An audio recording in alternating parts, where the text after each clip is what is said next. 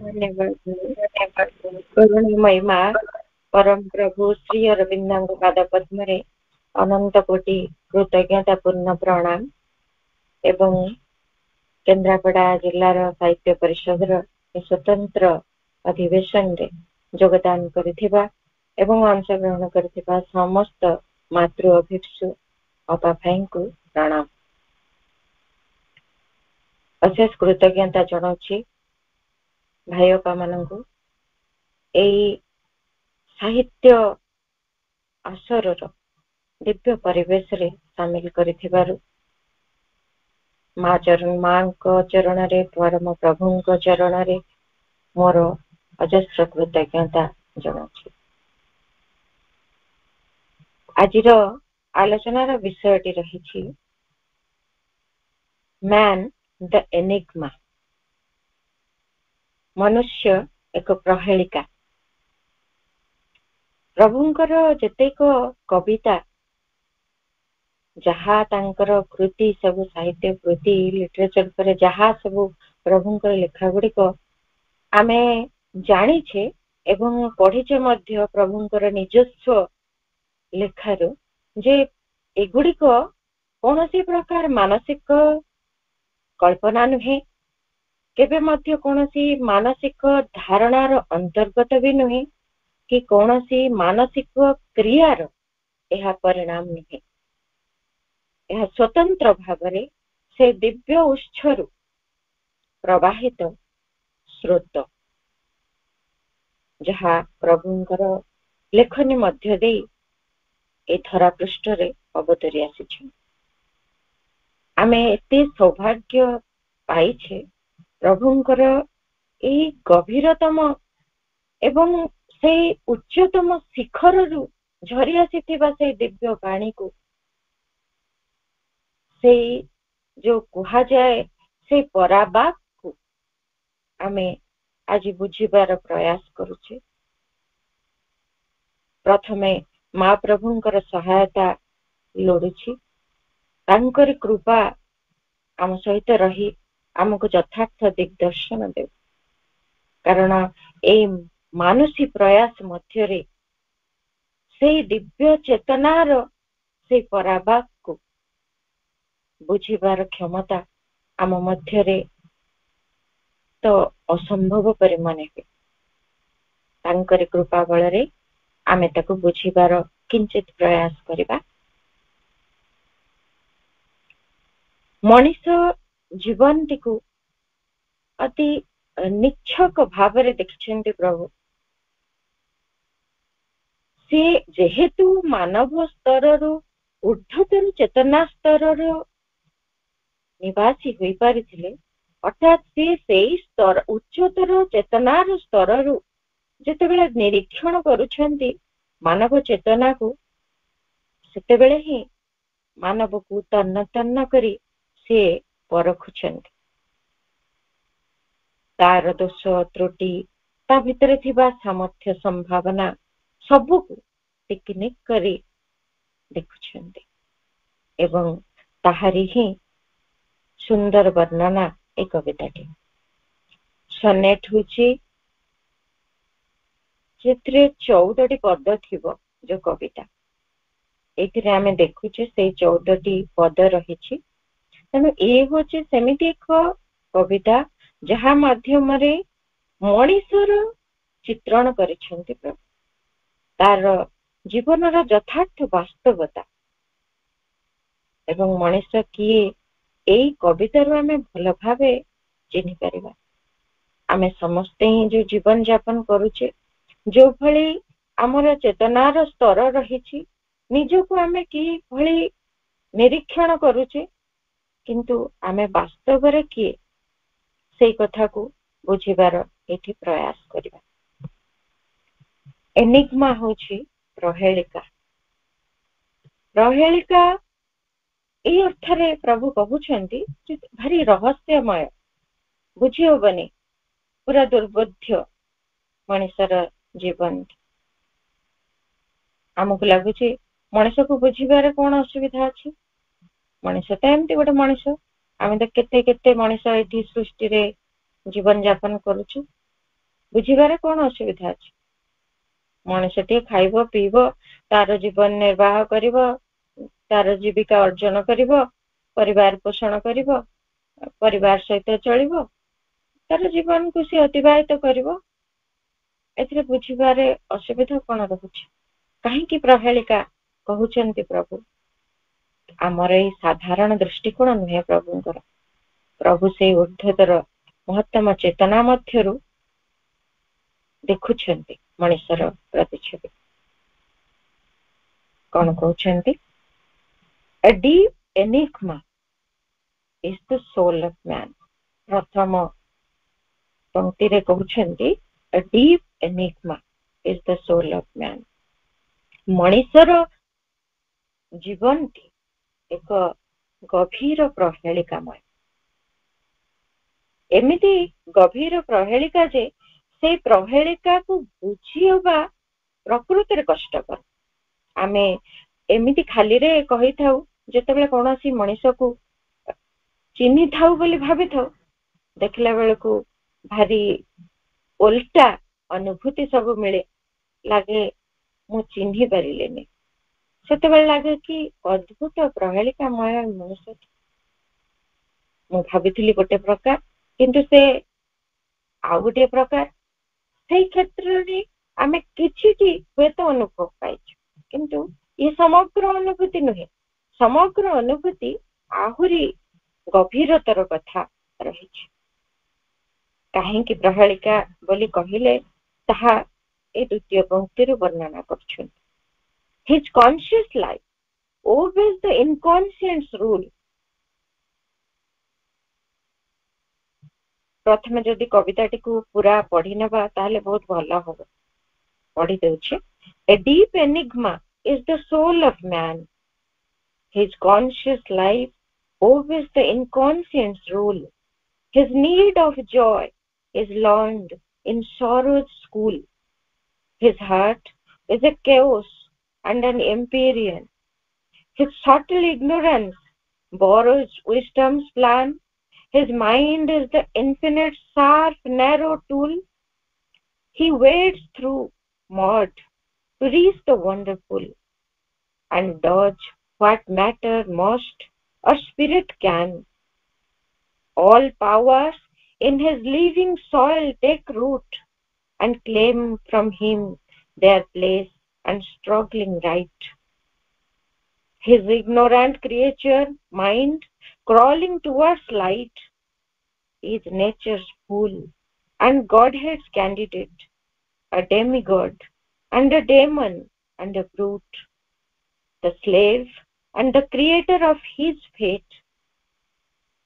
A कविताटी The Collected Poems 589 page रे आमे जो माने चाहिबा सेई ताकू फॉलो भी करि परिबा, से पेज टिकू देखि भी परिबा। कहउछेंती A deep enigma is the soul of man. मनुष्यर सोल कथा एटी आत्मा कथा कुहा जाउनी, जो सोल अंतरात्मा ताहांको कथा एटी कुहा जाउ। एटी मीन करूछंती प्रभु मनुष्यर जीवनर जो गभीरता, मनुष्यर जीवनर जो मर्मस्थल, सीए होची प्रहेलिकामय। काहेकि ना his conscious life obeys the unconscious rule. प्रथम कारण प्रभु कहउछंती तार जो सचेतन जीवन से मानुची काहाकू ओबेज द इनकॉन्शियस रूल। निश्चेतनार जो विधान, निश्चेतनार जो नियम, सेई गुडी को तार सचेतन जीवन मानुची। केमिति मनुष्यर जीवन सचेतन केमिति?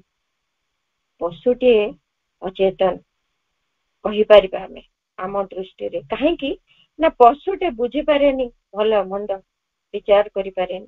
मनुष्य पाखरे विचार करिवार सामर्थ्यटी अछि। मनटे मिलिछि ताकू सब कथा बुझी पारिबो, जानि पारिबो। चाहिले से एमिति विचार बुद्धिर प्रयोग करी सब कथा को बुझी पारिबा पय प्रयास करि पारिबो। किंतु एमिति गोटे सचेतन जीवन टे से पाइथिले भी से निश्चेतनार जो नियम ताकू से माने चलिछि। केमिति से एमिति गोटे मन पाइछि जो मनटारे कि से सचेतन भाव रे सबु किछि जीवन रो अर्थ को बुझी परिबो, जीवन रो उद्देश्य को पाली परिबो, जीवन रो उद्देश्य जो लक्ष्य रे जीवन टी से पाइछि ताकू से जानि परिबो। एमिति गोटे सचेतन जीवन ताकू दिया जाइछि। ता जीवन में से कहि परिबनी मु भारी अचेतन बा निश्चेतन, मु जानिनी मु कोन गोड़ी ना पत्थर ना पशु, गोटे मनीष, मोर तो मनटी अच्छी, विचार बुद्धि मध्य दिया जाइछि।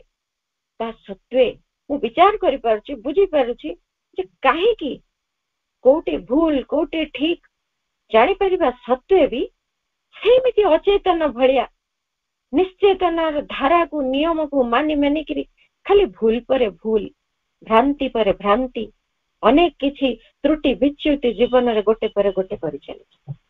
आमे जानुछु धन संपत्ति रो लोभ ठीक नुहे, आमे जानुछु एई प्रकार निम्न गतिवृत्ति जो आम भितरे सबु बेले क्रियाशील होउछन्ति, मनर प्राणर एवं शरीरर, सेगुड़िक सब भूल।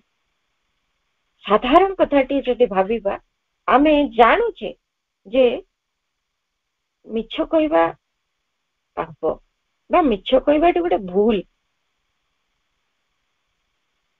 कौनसी कथा को लोभ करिबा भूल, कॉन्शियसली से कथा को जानिचे, सचेतन भाव रे जानिचे, आम भीतर से बुद्धि अछि, से विचार शक्ति रही जा फल आम डिस्क्रिमिनेट करि पारुचे जे एटा लोभ बा नुहे, एटा मिछ बा सत, आम ठीक भल भाव ताकू बुझी पारुचे, धरी पारुचे। बट किंतु आमे कौन करुचे सबु बेले सेमिति गोटे निश्चेतन धारा को धरी चलचे, जानुचे भूल करि चलीचे,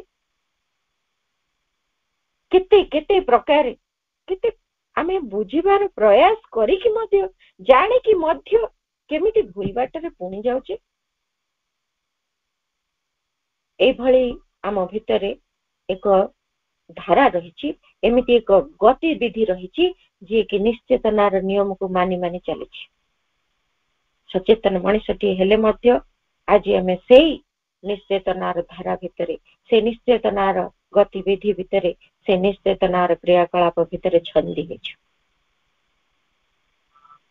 सेइथिपाई प्रहेलिका तार जीवन जानी सुनी कि आमे कहू पिलाटी को कहू, छोट पिलाटी जहा को आमे पालुछु, आम निजर संतान हो बा शिक्षक भाव रे स्कूल रे थिबा विद्यालय रे थिबा समस्त छात्र छात्री गण हुंतु, आमे कहू तू जानी सुनी भूलटा काहे कलु, ताकू बारंबार गाली करूछु, बारंबार ताकू नाली आखि देखौछु, किंतु निजे आम जीवन रे प्रति मुहूर्त रे जानी सुनी केते नहीं केते जे एमिति निश्चेतन भलिया क्रिया करि चलीछु करि चलीछु करि चलीछु।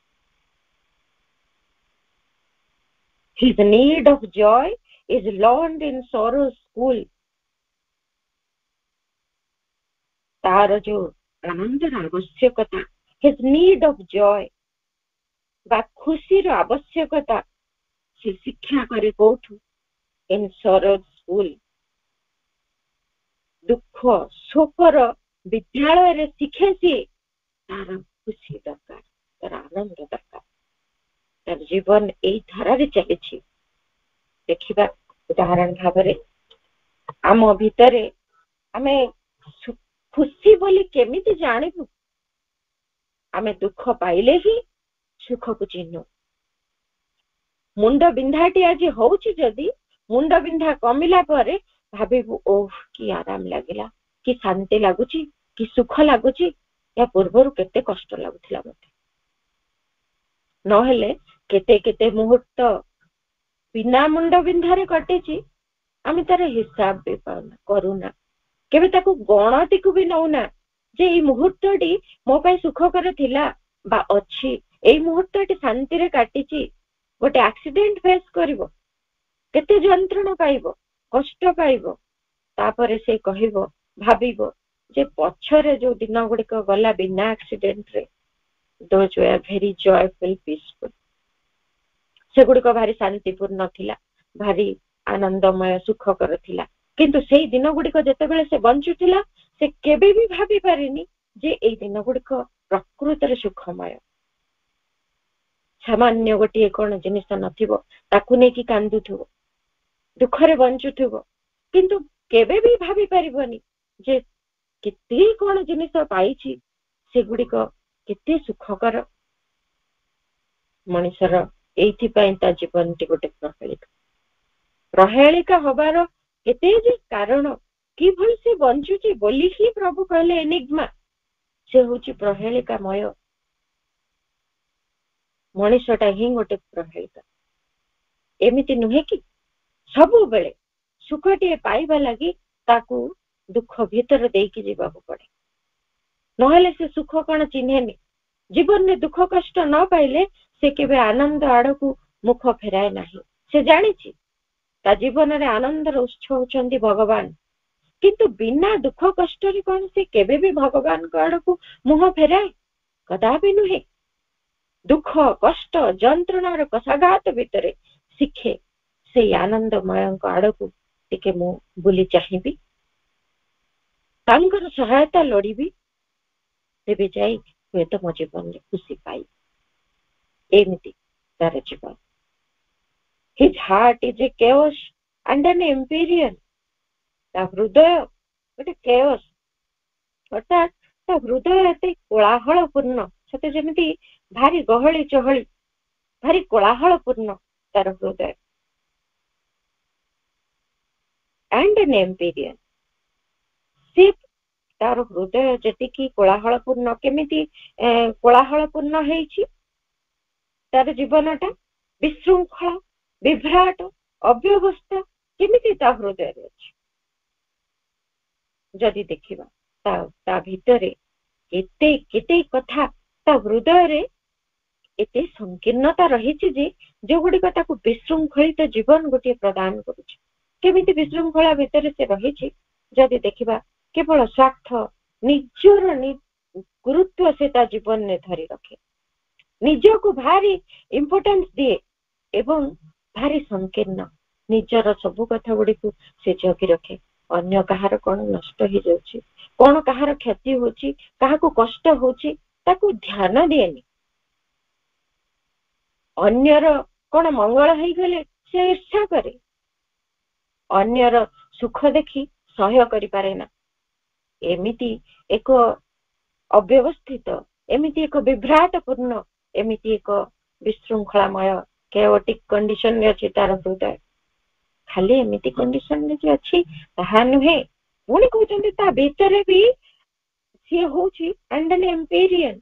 ସେ ତାରି ହୃଦୟ ଭିତରେ ହିଁ ସେ କେଓସ୍ ଅଛି, ସେ ସ୍ୱର୍ଗୀୟ ଅନୁଭୂତି ବି ରହିଛି, ସେ ସ୍ୱର୍ଗୀୟ ଭାବ ବି ରହିଛି। ତା ଭିତରେ ଏମିତି ପରସ୍ପର ବିରୋଧୀ କଥା ଗୁଡିକ ଅଛି। ମଣିଷ ଭାରି ସ୍ୱାର୍ଥପର ବି ହେଇପାରେ, ଏତେ ସଂକୀର୍ଣ୍ଣ ମନା ହେଇପାରେ। ସେଇ ହୃଦୟ ଏତେ ସଂକୀର୍ଣ୍ଣ ହେଲେ ବି ସେ ହୃଦୟ ଭିତରେ ଏମିତି ଏକ ଦିବ୍ୟତାର ସମ୍ଭାବନା ତା ଭିତରେ ରହିଛି। କେବେ କେମିତି ସେଠି ଫୁଟି ଉଠେ ବାହାରକୁ, କେବେ କେମିତି ତା ଭିତରେ ଏମିତି ଅନାବିଳ ପ୍ରେମ ବି ଦେଖାଦିଏ। ତା ଭିତରେ ନିଜ ସ୍ୱାର୍ଥକୁ ଛାଡି ଦେଇ ସେ ଏମିତି ନିଃସ୍ୱାର୍ଥପର ପ୍ରେମ ମଧ୍ୟ କରିପାରେ। ତା ଭିତରେ ଦୁଇଟି ଯାକ କଥା ଅଛି। ସେ କିନ୍ତୁ ବାଛେ ବହୁ ସମୟରେ ଏ କେଓସ୍କୁ, ଏମ୍ପିରିଆନ କୁ ବାଛେନି। ସେ କଣ କୁ ବାଛୁଛି ତାହା ତା ପାଇଁ ମୂଳ କଥା ହେଇକି ରହିଛି। ଦୁଇଟି ଯାକ କଥା ତା ପାଖରେ ଥାଇ ମଧ୍ୟ ଏତେ ପ୍ରହେଳିକାମୟ ତାର ଜୀବନ, ଯାହା ପାଖରେ ସ୍ୱର୍ଗୀୟ ଚେତନାର ସମସ୍ତ ସମ୍ଭାବନା ଭରି ରହିଛି, ତାହା ପାଖରେ ସେ ସଂକୀର୍ଣ୍ଣତାକୁ ଧରି ବସିଛି, ତାକୁ ନେଇ କଷ୍ଟ ପାଉଛି, ତାକୁ ନେଇକି କାନ୍ଦୁଛି। ୟାକୁ ଏତେ ନିଜର କରିଥିଲି, ମୋର ସବୁ କିଛି ସିଏ ବୋଲି ଭାବିଥିଲି, ସେ ମତେ ପ୍ରତିବଦଳରେ ଏତେ କଷ୍ଟ ଦେଲା ବୋଲି କାନ୍ଦୁଛି। ତାକୁ ଭଲ ପାଏ ବୋଲି ଆଉ 4 ଜଣଙ୍କୁ ସିଏ ପଦାଘାତ ବି କରିଛି, ସେଇଥିପାଇଁ କାନ୍ଦୁଛି। ସେଇ ଯୋଉ ସଂକୀର୍ଣ୍ଣତା, ପ୍ରେମଟି କେବଳ ମୋରି, ଇଏ ନିଜର ଏବଂ ଏହାରି ପାଇଁ ହିଁ ପ୍ରେମ। ଏଇ ଯୋଉ ସଂକୀର୍ଣ୍ଣତା, ସେଇଥିପାଇଁ ସେ କାନ୍ଦୁଛି। କିନ୍ତୁ ଯଦି ସେଇ ଦିବ୍ୟ ପ୍ରେମର ବିସ୍ତୃତତା ଭିତରକୁ ପ୍ରବେଶ କରନ୍ତା, ସେଇ ସ୍ୱର୍ଗୀୟ ଆନନ୍ଦ ସେ ଉପଲବ୍ଧି ବି କରିପାରନ୍ତା। ତାହା ତାଠାରୁ ଦୂରରେ ନୁହେଁ, ତା ଭିତରେ ସେଇ ଅନନ୍ତ ସମ୍ଭାବନାମୟ ଦିବ୍ୟ ପ୍ରେମ ତା ଭିତରେ ଗଚ୍ଛିତ ହେଇ ରହିଛି। କେମିତି? ତା ଭିତରେ ସେଇ ଯୋଉ ଚୈତ୍ୟ, ତା ଭିତରେ ସେଇ ଯୋଉ ଦିବ୍ୟ ସ୍ଫୁଲିଙ୍ଗ ନିବାସ କରୁଛନ୍ତି ନା, ତାଙ୍କରି ଠାରୁ ତ ସବୁ କିଛି ଭରପୁର। ସେ ଚାହିଁଲେ ସେଇଠୁ ଆଣିବ ବା ନିଜର ଏଇ ସଂକୀର୍ଣ୍ଣତା ଭିତରେ ଘୁରି ଘୁରି କ୍ରନ୍ଦନ କରିବ, ତା ହାତରେ ଅଛି। His subtle ignorance borrows wisdom's plan, ଏବଂ ତା ଭିତରେ ଯୋଉ ରହିଛି ଏକ ସୂକ୍ଷ୍ମ ଅଜ୍ଞାନତା, ସଟଲ୍ ଇଗ୍ନୋରାନ୍ସ। କାହିଁକି ସୂକ୍ଷ୍ମ ଅଜ୍ଞାନତା? ଏଟା ସେ ଭାବୁଛି ଏଟାକୁ ଜ୍ଞାନ। ସେ ଯୋଉ ଷ୍ଟେଜରେ ଅଛି, ସିଏ ମନ ସ୍ତରରେ ଅଛି। ମନଟି ନେଇକିରି ତାର ଯେତେକ ବୁଦ୍ଧି, ଯେତେକ ପ୍ରମାଣ ସିଦ୍ଧ, ଯେତେକ ଜ୍ଞାନ, ଇନ୍ଦ୍ରିୟ ଉପଲବ୍ଧ ଯେତେକ ଅନୁଭୂତି, ଏ ସବୁକୁ ନେଇକି ସେ ଭାବେ ମୁଁ ବହୁତ ଜ୍ଞାନୀ। ଏବଂ ସେ ଜାଣିପାରେନି ଯେ ସେ କିଛି ଜାଣେ ନା। ତା ଭିତରେ ଏମିତି ଏକ ଅଜ୍ଞାନତା ଅଛି ଯାହାକି ମନର ଯୋଉ ସୀମିତ ତଥାକଥିତ ଜ୍ଞାନ ଭିତରେ ଲୁଚିକି ରହିଛି। ସେଥିପାଇଁ କହିଲେ ସଟଲ୍ ଇଗ୍ନୋରାନ୍ସ, ଲୁଚିକି ରହିଛି, ସୂକ୍ଷ୍ମ ଭାବରେ ରହିଛି ତା ଭିତରେ ଏମିତି ଅଜ୍ଞାନତା। କିନ୍ତୁ ତାହା ଛଦ୍ମ ରୂପ ଧାରଣ କରିଛି ଜ୍ଞାନର। ମନଟିଏ ପାଇଯାଇଛି, ସେ ଖୁସିରେ ଡେଉଁଛି। କେତେ ଯେ ଜ୍ଞାନ ମୋର, ମୁଁ କେତେ ବହି ପଢିଛି, କେତେ ଜ୍ଞାନ ହେଲାଣି, କେତେ କଥା ମୁଁ ଜାଣିଲିଣି। ଇଣ୍ଟରନେଟ ଖୋଲିକିରି ମୁଁ ସବୁ କଥା କରିଦଉଛି, ବୈଜ୍ଞାନିକ ଆବିଷ୍କାର ସବୁ କରିଛି, କଣ ନ କରିଛି। ଏମିତି ଜ୍ଞାନ ଏ ସୃଷ୍ଟିରେ କାହାର ଅଛି? କାହାର ନାହିଁ। ତେଣୁ ସେ ନିଜକୁ ସର୍ବଶ୍ରେଷ୍ଠ ଜୀବ ବୋଲି କହେ। ଏଇ ଜ୍ଞାନକୁ ଆଧାର କରି ସେ ନିଜକୁ ସର୍ବଶ୍ରେଷ୍ଠ ବୋଲି ଦାବି କରେ। ଇଭିନ୍ ଭଗବାନଙ୍କୁ ବି ମାନିବାକୁ ରାଜି ହୁଏନି। କିନ୍ତୁ ତା ଭିତରେ ଲୁଚି ରହିଛି ତାର ସେଇ ଅଜ୍ଞାନତା ସୂକ୍ଷ୍ମ ଭାବରେ, ଯୋଉଟା କି ଟିକେ ଟିକେ ଜ୍ଞାନ ବୋଲି ଯୋଉ କଥା ସେ ଆଜି ତା ଭିତରେ ଫୁଟୁଛି, ଯୋଉ କଥାକୁ ନେଇକି ସେ ଆଜି ଫୁଲି ଉଠୁଛି, ସ୍ଫୀତ ହେଇ ଉଠୁଛି ତାର ଛାତି, ଯେ ମୁଁ ଆଜି ଏକ ମହାଜ୍ଞାନୀ। ସେଇ ଯୋଉ ଜ୍ଞାନ ବୋଲି ଟିକେ କଥା ସେ ପାଇଛି, ସେ ଧାର ଆଣିଛି, ବର କରିଛି, ଧାର ଆଣିଛି, ଉଦ୍ଧାର କରିଛି। କାହାଠାରୁ? ୱିସଡମ୍, ସେଇ ପରମ ପ୍ରଜ୍ଞା, କ୍ୟାପିଟାଲ W ଲେଖୁଛନ୍ତି, ସେଇ ପରମ ପ୍ରଜ୍ଞାଙ୍କ ଠାରୁ ଉଦ୍ଧାର କରିଛି ସେ ଏତିକି ଟିକେ ଜ୍ଞାନ। ତାକୁ ନେଇକିରି ସେ ଡେଉଁଛି। କିନ୍ତୁ ଯୋଉଠୁ ଏତିକି ଟିକେ ଜ୍ଞାନ ସେ ପାଇକିରି ଏତେ ଉଛୁଳି ପଡୁଛି, ସେଇଠୁ ସମଗ୍ର ପରମ ପ୍ରଜ୍ଞାକୁ ତ ସେ ନିଜ ଭିତରେ ଧାରଣ କରିବାକୁ ସକ୍ଷମ। ତା ମନଟି ସେମିତି ଯନ୍ତ୍ର ହେଇଯାଇପାରିବ। ସେଇ ଦିବ୍ୟ ଜ୍ଞାନ ପାଇଁ ମୁକ୍ତ କ୍ଷେତ୍ର ହବାର ଯୋଗ୍ୟତା ଅଛି ସେଇ ମନର। କିନ୍ତୁ ସେ ସେ କଥା ଜାଣେ, ବା ସେଇ କଥା ଆଡକୁ ସେ ମନୋନିବେଶ କରୁନି, ସେଇ କଥା ଆଡକୁ ସେ ଯାଉନି। ଘୁରି ବୁଲୁଛି ଏଇ ତଥାକଥିତ ଜ୍ଞାନ ଭିତରେ, ଖୋଜି ବୁଲୁଛି ତାର ନିଜର ପାଣ୍ଡିତ୍ୟ। ଏବଂ ସେଇ ଅଜ୍ଞାନତା, ସେ ପରମ ପ୍ରଜ୍ଞା ଆଗରେ ଇଏ ଯେ କେତେ ତୁଚ୍ଛ ଅଜ୍ଞତା, କେତେ ଅଜ୍ଞାନତା ସେ ବୁଝିପାରୁନି। ତାକୁ ସେ ଗ୍ରାସ କରି ରହିଛି। ତା ଭିତରେ ଛଦ୍ମ ରୂପରେ, ଏଇଠି ଜ୍ଞାନର ଛଦ୍ମ ରୂପରେ ସେ ଅଜ୍ଞାନତା ହିଁ ତାକୁ ତା ଭିତରେ ରାଜତ୍ୱ କରୁଛି। କାରଣ ମନର ଜ୍ଞାନ କେବେ ବି ପୂର୍ଣ୍ଣ ଜ୍ଞାନ ନୁହେଁ। କାହିଁକି ନା ମନଟି ହିଁ ପୂର୍ଣ୍ଣ ଚେତନା ନୁହେଁ। His mind is the infinite sharp and narrow tool। ଯୋଉ ମନଟାକୁ ନେଇକିରି ସେ ଏତେ ଡେଉଁଛି, ସେଇ ମନଟା ହଉଛି ସେଇ ଅସୀମଙ୍କର, ସେଇ ଅସୀମ ପ୍ରଜ୍ଞାଙ୍କର ସେ କଣ? sharp and narrow tool। sharp ତୀକ୍ଷ୍ଣ, narrow ଅଣଓସାରିଆ, ଟୁଲଟି ଯନ୍ତ୍ରଟିଏ ମାତ୍ର। ଏମିତି ଗୋଟେ ସାର୍ପ ତୀକ୍ଷ୍ଣ ଆଉ ଅଣଓସାରିଆ ଯନ୍ତ୍ରଟିଏ ସେଇ ପରମ ପ୍ରଜ୍ଞାଙ୍କର ଏଇ ଅନନ୍ତ ଅସୀମ ପ୍ରଜ୍ଞାଙ୍କର ଇଏ ତା ମନଟି ହଉଛି ଗୋଟେ କ୍ଷୁଦ୍ର ଏବଂ ଭାରି ତୀକ୍ଷ୍ଣ ଏବଂ ଭାରି ଅଣଓସାରିଆ ନ୍ୟାରୋ ଟୁଲଟିଏ ମାତ୍ର, ଯନ୍ତ୍ରଟିଏ ମାତ୍ର। ଯଦି ଭାବିବା ତାକୁ ତୀକ୍ଷ୍ଣ କାହିଁକି କହିଲେ? ନ୍ୟାରୋ ଠିକ ଅଛି, ବୁଝିପାରୁଛେ, କାରଣ ପରମ ପ୍ରଜ୍ଞାଙ୍କ ଆଗରେ ସେ ବହୁତ ସଂକୀର୍ଣ୍ଣ, ସେ କଥାକୁ ବୁଝିପାରୁଛେ। କିନ୍ତୁ ତୀକ୍ଷ୍ଣ କାହିଁକି କହିଲେ? ତୀକ୍ଷ୍ଣ କହିବାର ଏଠି ଆବଶ୍ୟକତା କଣ ଥିଲା?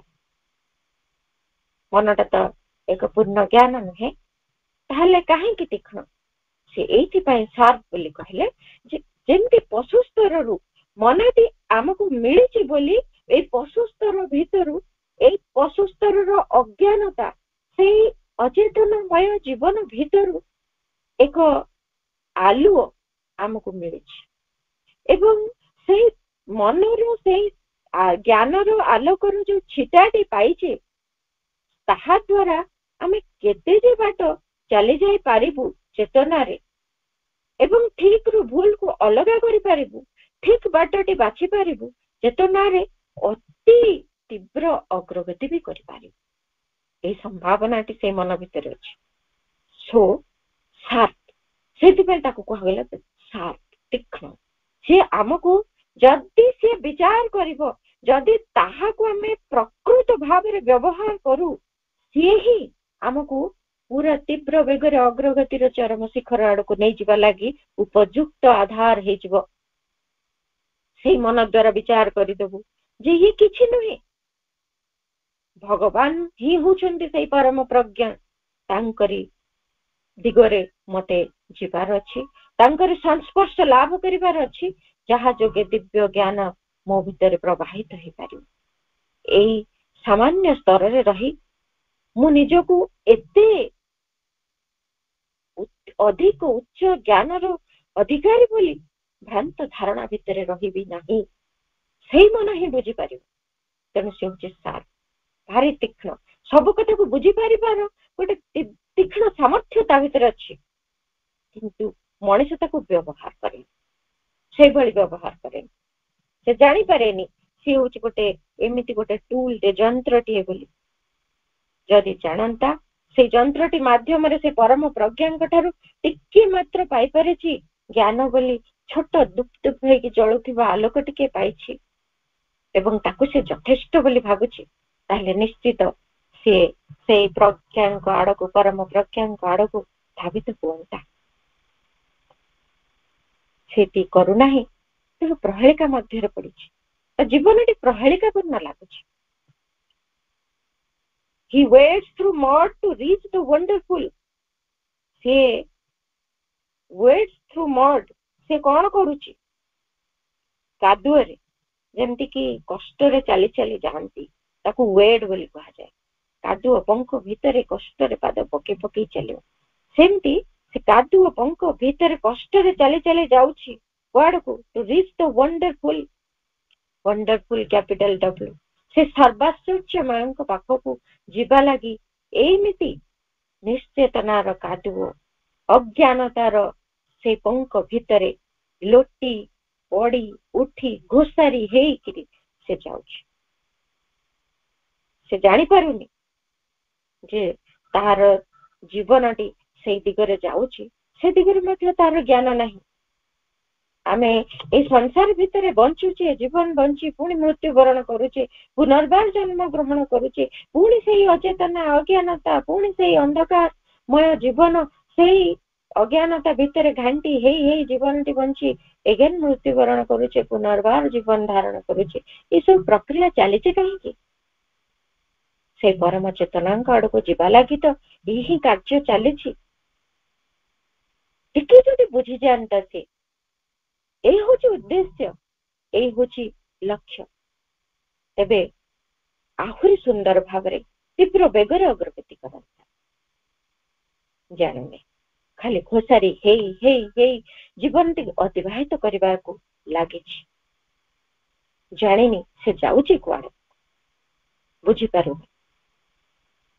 ଲୋଭ ଗ୍ରାସ କରୁଛି ତାକୁ, ଅହଙ୍କାର ତାକୁ ଧରି ରଖିଛି, ସ୍ୱାର୍ଥପରତା ତା ପାଦରେ ଶିଙ୍କୁଳି ବାନ୍ଧିଛି, ଘୋଷାରି ହଉଛି ସେଇ ପ୍ରକାର ଅଜ୍ଞାନତାର ପଙ୍କ ଭିତରେ ଅଚେତନା ନିଶ୍ଚେତନାର ସେଇ ଜଡତା ତାକୁ ତଳକୁ ଟାଣି ନଉଛି।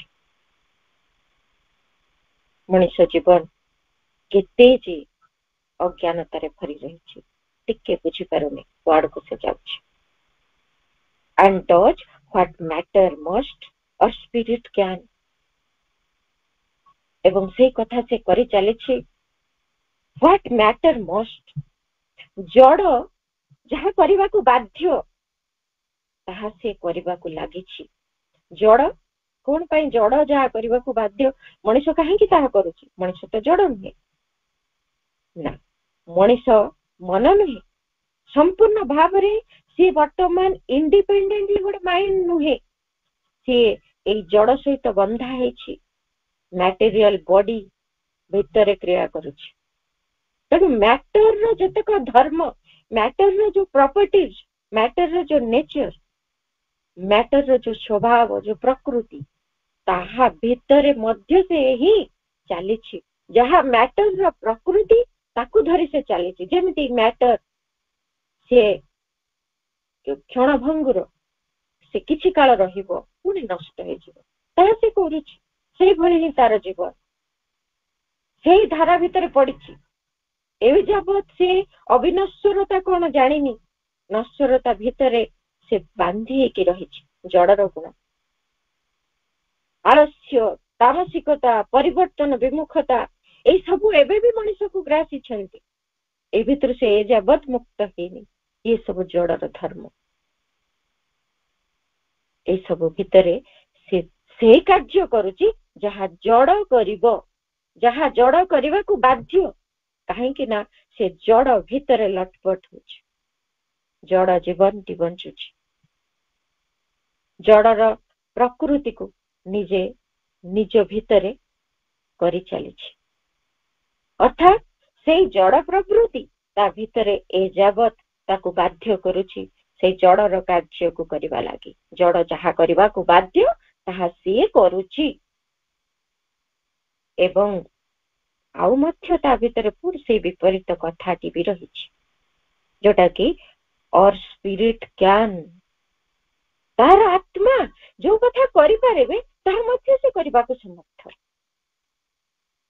ଏହାକୁ ସେ ଏଡି ଦେଇ ପାରିବନି, କିନ୍ତୁ ସିଏ ତାକୁ ଏଡି ଦେଇକି ରହିଛି।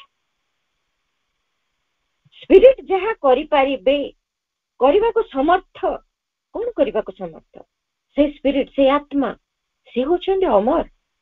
ଇଏ ଅମର ହେଇପାରନ୍ତା, ସିଏ ହଉଛନ୍ତି ଆନନ୍ଦମୟ, ଇଏ ଆନନ୍ଦମୟ ସ୍ଥିତିରେ ରହନ୍ତା, ସେ ଶାନ୍ତିମୟ, ଇଏ ସେଇ ଦିବ୍ୟ ଶାନ୍ତି ଭିତରେ ଚିରକାଳ ଅବସ୍ଥିତ ରହିପାରନ୍ତା, କିନ୍ତୁ କରୁନାହିଁ। ବାଛିଛି ମ୍ୟାଟର, ଯାହା କରୁଛି ତାହା ଭିତରେ ସେ କେବଳ ତାକୁ କରିବାକୁ ବାଧ୍ୟ ହଉଛି ଏବଂ ତାହା କରିଚାଲିଛି। ସେ ସ୍ପିରିଟ ଯାହା କରିପାରିବେ ତାହା ବି ପାରନ୍ତା, ଏଇଟା ତାଠାରୁ ଦୂରରେ ନାହିଁ। ସବୁଠୁ ବଡ କଥା ହେଲା ସେ ହଉଛି ମ୍ୟାନ। ସେ ଦେବତା ନୁହେଁ କି ସେ ପଶୁ ନୁହେଁ। ଦେବତା ଭିତରେ କୌଣସି ଅଗ୍ରଗତିର ସମ୍ଭାବନା ନାହିଁ। ସେ ଲେଖିଛନ୍ତି ସାବିତ୍ରୀରେ କି ପଶୁ ଯେତେକ, ତା ତଳବର୍ତ୍ତୀ ଯେତେକ ଜୀବ ଏ ସୃଷ୍ଟିରେ ଏବଂ ତାର ଊର୍ଦ୍ଧ୍ୱବର୍ତ୍ତୀ ଦେବତା ମାନେ ମଧ୍ୟ ଅଗ୍ରଗତି କରିପାରନ୍ତିନି, ବା ତା ଭିତରେ ସେମାନଙ୍କ ଭିତରେ ଏତେ ସମ୍ଭାବନା ଦିଆଯାଇ ନାହିଁ, ସେମାନେ ଏତେ ସମ୍ଭାବନାକୁ ଏକ୍ସପ୍ଲୋର ବି କରିପାରିବେନି। Only they are limited to their nature. ଦେବତା ମାନଙ୍କୁ ବି ତାଙ୍କର ନିର୍ଦ୍ଦିଷ୍ଟ କାର୍ଯ୍ୟକାରିତା ଦିଆଯାଇଛି, ତାଙ୍କୁ ନିର୍ଦ୍ଦିଷ୍ଟ ଶକ୍ତି ଭିତରେ ସୀମାବଦ୍ଧ କରାଯାଇଛି। କେବଳ ସେତିକି ନେଇକି ହିଁ ସେମାନେ ରହିବେ। ପ୍ରୋଗ୍ରେସ ତାଙ୍କର ନାହିଁ, କିନ୍ତୁ ମଣିଷ ପାଖରେ ପ୍ରୋଗ୍ରେସର ସମ୍ଭାବନା ଭରପୁର ଦିଆଯାଇଛି। ମ୍ୟାଟର ଠାରୁ ସ୍ପିରିଟ ପର୍ଯ୍ୟନ୍ତ ସେ ସବୁ କିଛି ତା ଭିତରେ ଏକ୍ସରସାଇଜ କରିପାରିବ, ସବୁ କିଛିକୁ ତା ଭିତରେ କ୍ରିୟାଶୀଳ କରିପାରିବ। ଏ ସମ୍ଭାବନା ତା ଭିତରେ ଅଛି, ସେ ଏହାକୁ ଏଡି ଦେଇ ପାରିବ ନାହିଁ। କିନ୍ତୁ ପ୍ରହେଳିକାମୟ ତାର ଜୀବନ କରିକି ସେ ରଖିଛି, ବୁଝି ହଉନି। ସେ ଏଇ କଥାକୁ ମୋଟେ ହିଁ ଧରେନି, ସେ କେବଳ ଗୋଟିଏ ପାଖକୁ ଧରିଛି, ସେଇ ଜଡ ଭଳି ଜୀବନଟି ବଞ୍ଚିବାରେ ଲାଗିଛି। ନିଶ୍ଚେତନାମୟ ହେଇ ସେଇ ଜଡ଼ତା, ପରିବର୍ତ୍ତନ ବିମୁଖତା, ଆଳସ୍ୟ, ନିଷ୍କ୍ରିୟତା ଏଇ ଭିତରେ ତାର ଜୀବନ କଟୁଛି।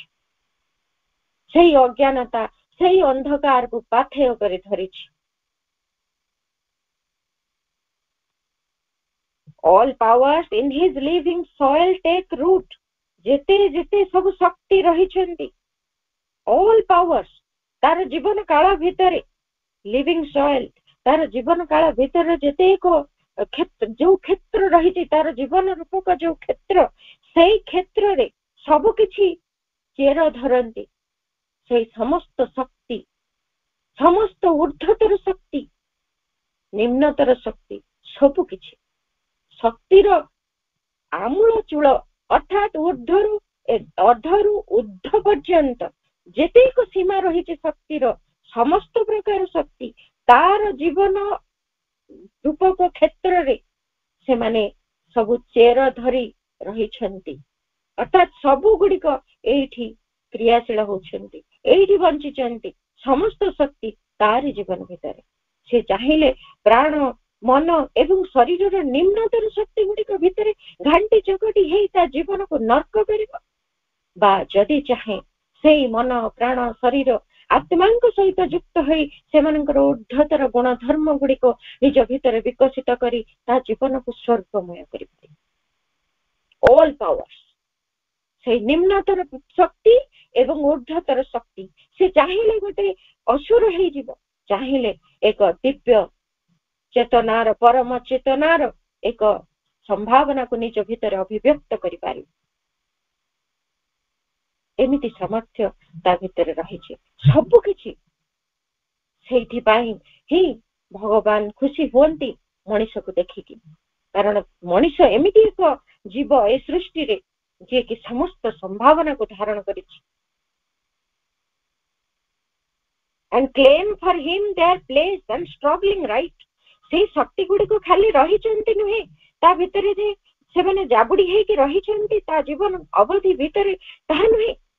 ସେମାନେ କ୍ଲେମ କରୁଛନ୍ତି, ଦାବି କରୁଛନ୍ତି। କଣ ପାଇଁ? ସେମାନଙ୍କର ସ୍ଥାନ ଅଧିକାର କରିବେ ସେମାନେ, ଏବଂ ସଂଘର୍ଷ କରୁଛନ୍ତି ତାଙ୍କର ସ୍ଥାନ ଲାଗି। ତେଣୁ ତ ଦେବାସୁର ସଂଗ୍ରାମ ମଣିଷ ଭିତରେ ଚାଲିଛି। ସେ ନିମ୍ନ ଶକ୍ତି ଗୁଡିକ ସଂଗ୍ରାମ କରୁଛନ୍ତି ତିଷ୍ଠି ରହିବା ପାଇଁ। ଊର୍ଦ୍ଧ୍ୱତର ଶକ୍ତି ପ୍ରୟାସ କରୁଛି ଏଇ ନିମ୍ନତ୍ୱକୁ ହଟେଇକିରି ସିଏ ନିଜେ ଏଠି ରାଜତ୍ୱ କରିବ। ଏ ସମସ୍ତଙ୍କୁ ସିଏ ସବୁ ଉପରେ ସେ ଡୋମିନେଟ କରିବ, ନିଜର ଅଧିକାର ସାବ୍ୟସ୍ତ କରିବ। ଅତୀତକୁ ପଛକୁ ଠେଲି ଦେଇ ନୂତନ ଚାହୁଁଛି ସିଏ ଏଠି ପ୍ରତିଷ୍ଠିତ ହବ। ତେଣୁ ଚାଲିଛି ଦେବାସୁର ସଂଗ୍ରାମ ପ୍ରତିଟି ମଣିଷ ଭିତରେ। ଆମେ ଯଦି ଦେଖିବା ଆମ ଜୀବନରେ କଣ ଚାଲିଛି, ସେଇ ଯୋଉ ଗପଟିକୁ ଟିକେ ମନେ ପକେଇବା। ହୁଏତ କିଏ ପଢିଥିବେ ପିଲାବେଳେ, ସେଠି ଇଂଲିଶରେ ପଢା ଯାଉଥିଲା। ଗୋଟେ ଲୋକଟି ଜଣେ ଡିକ୍ଲେୟାର କଲେ କି ଯିଏ ମୋର ଏଇ ମାନେ ଯେତେକ ଏରିଆ ମୋର ହଉଛି ସବୁ ଜମି, ଯିଏ ଦୌଡି ପାରିବ ସକାଳରୁ ଆରମ୍ଭ କରିବ ସୂର୍ଯ୍ୟୋଦୟରୁ ସୂର୍ଯ୍ୟାସ୍ତରେ ଆସିକି ଯୋଉ ଜାଗାରେ ଦୌଡ ଆରମ୍ଭ କରିଛି ସେଇଠି ପହଞ୍ଚି ସାରିଥିବ, ତ ଯେତିକ ଏରିଆ ସେ କଭର କରିଥିବ ସେତକ ତାହାର ହେଇଯିବ, ସେତକ ଜମି ତାର। ମଣିଷ ଦୌଡ଼ିଲା, ତା ଭିତରେ ଗୋଟେ ଲୋକ ଦୌଡ଼ିଛି ଦୌଡ଼ିଛି ଦୌଡ଼ିଛି, ସକାଳୁ ଦୌଡ଼ିବା ଆରମ୍ଭ କଲା। ସେ ଯାଉଛି ଯାଉଛି ଯାଉଛି, ତାକୁ କେମିତି ଲୋଭ ଗ୍ରାସ କରୁଛି। ସେ କହୁଛି ହଁ ଏବେ ଦେଖୁଛି ଉପରବେଳା ହେଇଗଲାଣି, ଏବେ ସୂର୍ଯ୍ୟାସ୍ତ ହବା ନିକଟବର୍ତ୍ତୀ, ଫେରିଯିବାଟା ସମୀଚୀନ ହବ, କିନ୍ତୁ କହୁଛି ଆଉ ଟିକେ ଦୌଡ଼ିଯାଏ, ଆଉ ଟିକେ ଦୌଡ଼ିଯାଏ, ଆଉ କିଛି ବାଟ ତ ମୋର ହେଇଯିବ, ଆଉ କିଛି ଜମି ତ ମତେ ମିଳିଯିବ। ଦୌଡୁଛି ଦୌଡୁଛି ଦୌଡୁଛି, ସନ୍ଧ୍ୟା ହେଇଗଲାଣି, କିନ୍ତୁ ସେ ଯୋଉ ସ୍ଥାନରୁ ଆରମ୍ଭ କରିଥିଲା ସେଠି ପହଞ୍ଚି ପାରିଲା ନାହିଁ। କିଭଳି ଅଜ୍ଞାନତା, କିଭଳି ଲୋଭ, କେତେ ନିମ୍ନ ପ୍ରକୃତିର ଶକ୍ତି ତାକୁ କବଳିତ କରିଛନ୍ତି। ସେ ଜାଣୁଛି, ତା ଭିତରେ କନସିୟସ୍ ଅଛି ମଣିଷଟି, ଯେ ମୁଁ ଯାଇକି ସନ୍ଧ୍ୟା ସୁଦ୍ଧା ସେଇ ଆରମ୍ଭ କରିଥିବା ପଏଣ୍ଟରେ ପହଞ୍ଚିବାକୁ ପଡିବ, କିନ୍ତୁ ସେ ପହଞ୍ଚିନି। ସେଇଠି ନ ପହଞ୍ଚି ସେ ବାଟରେ ଲୋଭରେ ତାର ସେଇ ଯୋଉ ଶକ୍ତି ଚେଷ୍ଟା କରୁଛି, ନିମ୍ନତର ପ୍ରାଣ ଶକ୍ତି ଲୋଭରେ ବଶୀଭୂତ କରି ନିଜର ସ୍ଥାନ ଅଧିକାର କରିବା ପାଇଁ। ଊର୍ଦ୍ଧ୍ୱତର ଶକ୍ତି ତେଣେ ତାକୁ ସୂଚନା ଦଉଛି, ସନ୍ଧ୍ୟା ପୂର୍ବରୁ ତୋ ଜାଗାରେ ପହଞ୍ଚି ପାରିବୁନି କି, ଜଲ୍ଦି ପ୍ରତ୍ୟାବର୍ତ୍ତନ ଆରମ୍ଭ କର। दुईटी जाक भितर संग्राम किंतु ये प्रश्रय दौची काहाकू सही निम्नतर शक्ति को तेणु तार जीवनटी प्रहेलिकामय जहाँ भितर एते संभावना अच्छी से सब को किसी भी ग्रहण करूनी केवल से क्षुद्रता को ही वर्ण करुची से निम्नतर शक्ति को ही धरी रखी his ignorant creature mind crawling towards light तार ये जो अज्ञानता पूर्ण जो मनटी से खाली घुसुरी चली घुसुरी घुसुरी दौड़ुची कुआड़ को टिके आलोक आड़ को जीव अर्थात ज्ञानालोक आड़ को सही परम प्रज्ञा को आड़ को जीवा लगी से घुसुरी घुसुरी चेष्टा करुची टिके टिके टिके टिके जीव एमिति तार जीवन टिके ज्ञान पाइब बोली से स्ट्रगल कर समग्र जीवन केते ग्रंथ पढ़ी के सारी दउची केते कोन कर दउची किंतु अंतर रे थिबा सेही परम महाग्रंथक सहित से जोड़ी होनी परम ज्ञानमय सहित से जोड़ी होनी जहाँ ठारू ज्ञान र स्रोत झरी आसंता ता भीतर स्ट्रगल करची घोसारी होची किंतु पाउनी आलोकर संधान टिके पाउनी is nature fool and god heads candidate सी होची मनीष एमिति एक ए प्रकृति रो एमिति एक बोका जहाँ को कहा जाए ता प्रकृति रे एमिति से गोटे जहाँ को कहा जाए निर्बोध अवस्था रे अच्छी दुखर विषय किंतु सी होची कौन गॉड हेड्स कैंडिडेट सी होची देवतार प्रार्थी से देवता हबो से भगवान ही परिबो ता भितर संभावना अच्छी किंतु एटी प्रकृति रे से एमिति गोटे निर्बोध जीवन यापन करूची प्रकृति रो अंतर्गत हेकरी से एमिति घोसारी होची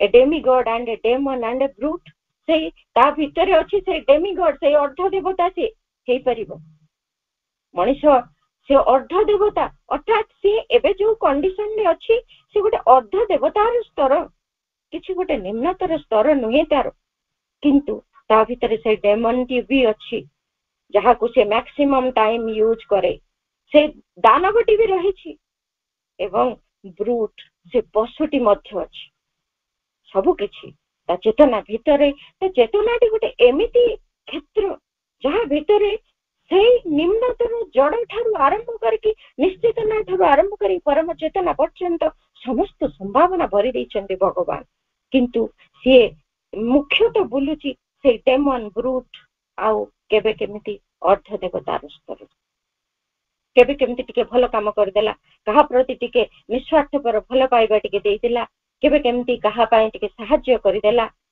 कहा पाए अंतर भितर टिके व्याकुलता टिके करुणार भाव दयार भाव ता भितर झरी आसिला एमिति एक अर्ध देवतार स्तर एवं बहुत समय दानव एवं पशुर स्तर से घुरी बुलुछि the slave and the creator of his fate से निजे होची ता भाग्यर दास होइकी बुलुची एवं जिए ता भाग्यर दास से निजे ही ता भाग्यर रचयिता निजे निजर भाग्य को रचना करुची निज अज्ञानता बसत हो निजे जानी सुनी एमिति भूल कर्म गुड़िए करुची जहार फल स्वरूप कर्म फल रूप रे भाग्य ता पछरे गोड़ौची तार पिछा छाडुनी जेमिति गोड़ई थिला से कृत्य राक्षसी